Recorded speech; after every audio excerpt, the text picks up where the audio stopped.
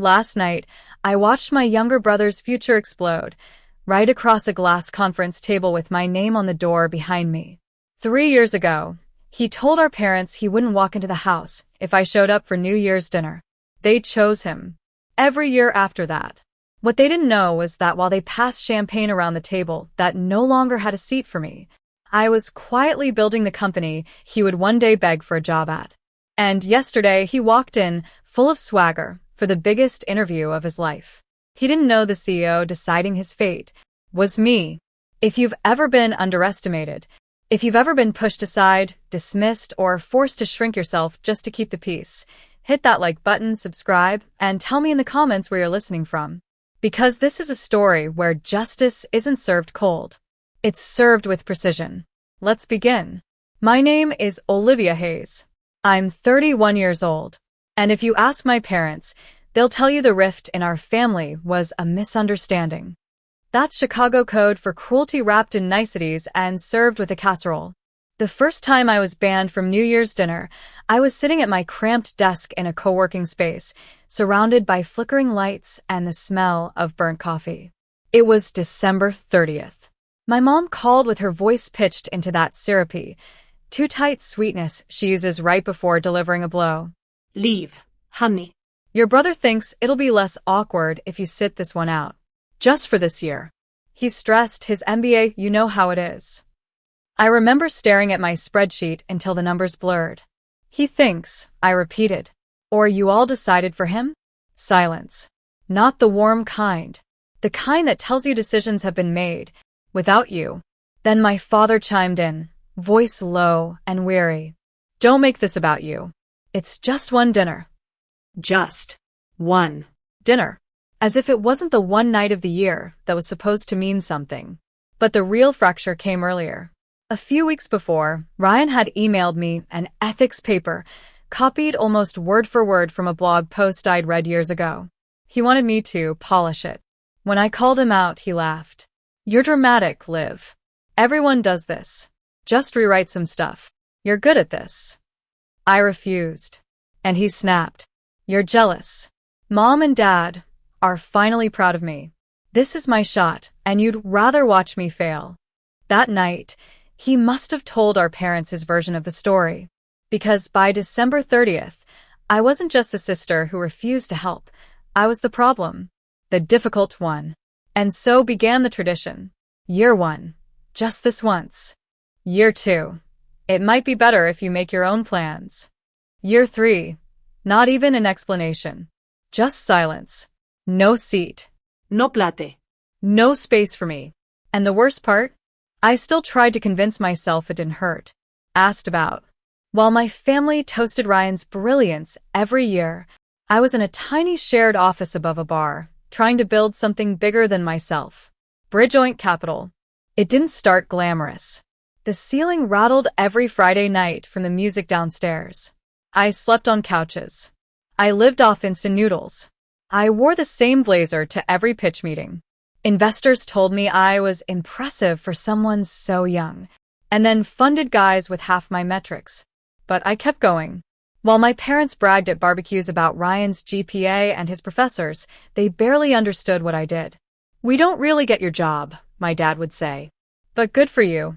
Then he'd turn the conversation back to Ryan.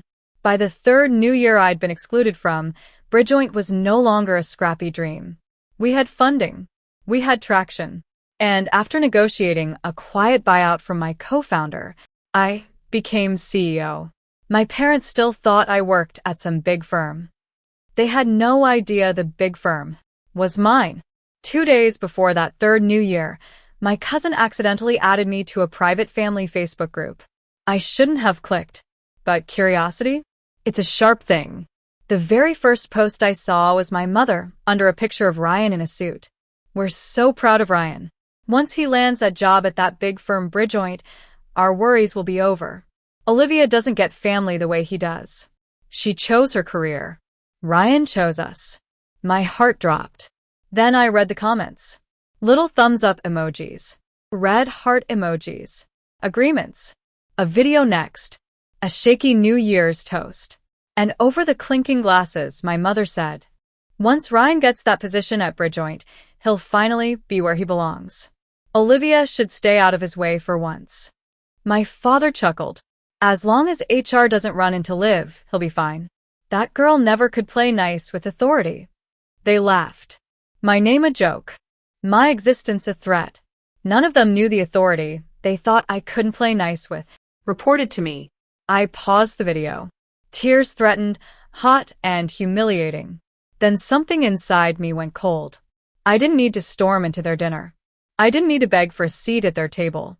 I was building my own. And they had no idea. The morning my brother walked into my headquarters, Chicago was wrapped in winter gray. But inside me? A spark. I wore a black pantsuit that felt like armor. My name, Olivia Hayes, Chief Executive Officer, shone on the frosted glass door. I took my seat in the conference room. Maya, my COO, murmured, "You don't owe him anything." "I know," I said, "but I owe myself the truth." Ryan walked in with that familiar swagger, the same swagger he'd had when he told me there wasn't room for both of us at the family table. He didn't look at me. He looked at HR, at the managers, at the logo on the wall. Then Jordan, our HR director, said, "Before we begin, Ryan, I'd like you to meet our CEO." He turned. Our eyes locked. He went pale. "You're the CEO?" He stammered. "Officially for about a year," I replied. "Unofficially? Longer." The interview began. At first, I stayed quiet. His answers were memorized buzzwords. Corporate fluff. Nothing of substance. Then I leaned in. "Can you describe a time," I said, "when you had to choose between protecting your own comfort and doing what was ethically right for the group?" His eyes flickered. He knew what I was referencing. The ethics assignment. The New Year's ultimatum. He cleared his throat. I always do what's best for the team. Even if someone gets hurt? Even if they've done the real work? Silence. I asked nothing else. He spiraled on his own. Finally, Jordan asked, "Why Bridgejoint?" Ryan brightened slightly. "My family is counting on me," he said. "They're under financial pressure. If I get this job, it changes everything for them. And, well, I know someone who works here." He glanced at me. There it was. Not ambition, not passion, just expectation. Expectation that I would save him, as I had quietly saved our parents with wire transfers they thought came from Dad's old consulting contacts. When the interview ended, his face was tight. "Did I blow it?" he asked. "Because of all this. Our values are non-negotiable," I said. And that was that. 2 hours later, I heard pounding on my apartment door. Ryan, his tie crooked, hair messed from stress. "You set me up," he accused. "You didn't tell me. The job posting was public," I said. "You applied. You were recommended." I stepped aside. "HR insisted I be in the room because it's my company. You let Mom and Dad talk about that dinner. You let them think." "The dinners I wasn't invited to?" I said softly. "Those dinners?" He froze. I opened my laptop and showed him the Facebook post. The video. The jokes. The comments. He crumbled. I thought you were dramatic," he whispered. "Mom always said you twisted things. Dad said you always land on your feet." They never asked how many times I broke on the way down. He sat on my couch like the air had been punched out of him. "So what now? You're going to ruin my chances?" "No," I said. He blinked. "I'm not going to punish you, but I'm not going to lie for you either." I told him the truth. "You weren't ready. You relied on charm, on our parents' stories. That's not how you grow." He swallowed. "So, I just lose? Sometimes losing is the only way to learn." Then I gave him a choice. "I'll support you for a junior role. No shortcuts. No special treatment. You'll answer to a manager, who isn't me, and you'll work." He hesitated. "That feels like a punishment." "It's mercy," I said. Ryan accepted the junior role, and he worked, really worked. Late nights, real deadlines, real criticism. "Maya told me once, he's stubborn, but he's learning." My parents reacted differently. My mother called, furious. How could you humiliate him? Do you know how it looked when he didn't get the job? Mom, I said, he wasn't qualified. We're family. Family doesn't ban a daughter for refusing to cheat, I replied. Family doesn't talk about her like she's a threat in the background of a New Year's toast. Silence. Then, quietly, we didn't think you needed help. That, I said, was your mistake. Next New Year, they invited me. Clean slate, the group text said. It would mean a lot. I stared at it for a long time. The girl who once begged for a seat was gone. I typed, I'm not coming. If you want a relationship, it has to happen in the light, not just when you need something. That night, I had my own New Year's dinner with friends, colleagues, people who chose me without conditions. At midnight, I received a text from Ryan. A picture of the family table. One empty chair. Then, I told them everything.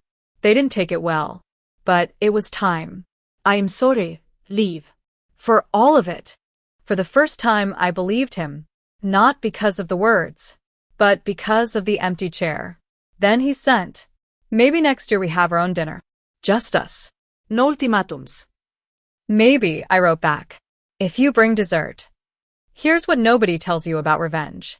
The real victory isn't watching someone fall. It's standing so firmly in who you are that they can't move you around the board anymore. It's building your own table and letting them feel the echo of the place you used to sit. If this story hit you even a little, hit that like button, subscribe, and tell me in the comments. Would you ever sit at their New Year's table again? Or would you build your own?